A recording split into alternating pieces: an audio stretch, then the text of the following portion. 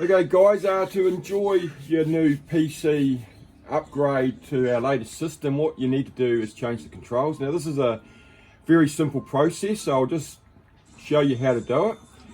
Okay, so what you've got to do is you've got to come down here and just do a left click on the folder here, bring up this page, come over to this side on the left here, this PC, do a left click on that. Local disk C, we want to double left click on this one.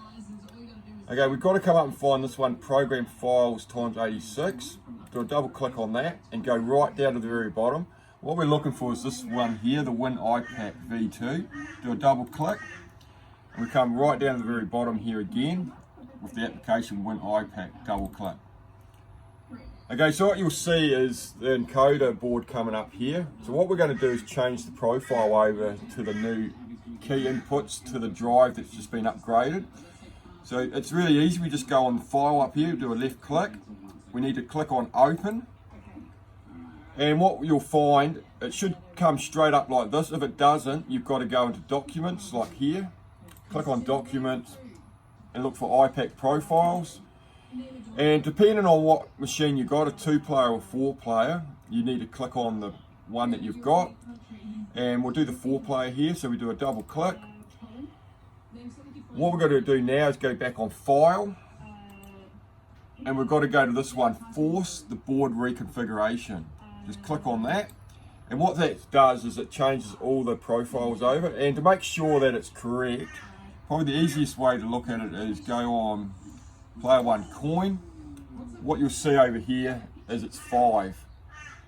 So the old input used to be number 3, so it's changed to 5. As soon as you've done that, so it's File, Force the Board, all you do is click it off and you're ready to go. So all the configuration's been changed over, and I'll just show you one last thing, and it's just, this only applies to people who don't have the pause button or the search function button up top.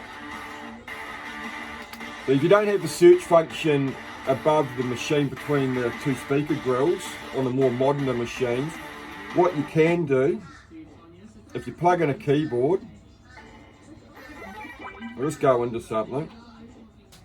On the keyboard, what we want to do is find F3 up the top here and just press that once, and that will bring up the keyboard. This function will still be pretty handy for some people, but it won't be like on the video and the instruction videos without having the keys that you need, because you need an enter button. So you've got to use your actual keyboard that you've plugged into the machine. It'll still be very handy to find a game if you can't find it on the system to search for it. So using your actual keyboard, you can type in what you want to look for, say street. You've got to use your up and down arrows on your actual keyboard. You go down to search, and when you've got it on search, you've got to press the enter button on your keyboard. And what it will do is it will search the whole system. At this stage, what you can do is use your joystick on the machine to go up and down, or the up and down arrows on the keyboard. And say I want to launch a game like this one once you find it. Once again, you don't have the key on the actual machine because you don't have the enter button. You just press enter on the actual keyboard and it will launch the game for you. And once it's loaded, you'll be able to play that game straight off the machine.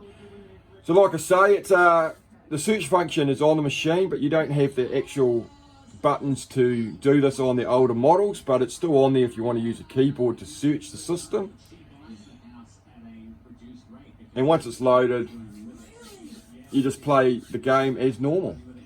So that's the end of the video on how to set up the controls for your new image of the either your 2 or the 8TB system upgrade.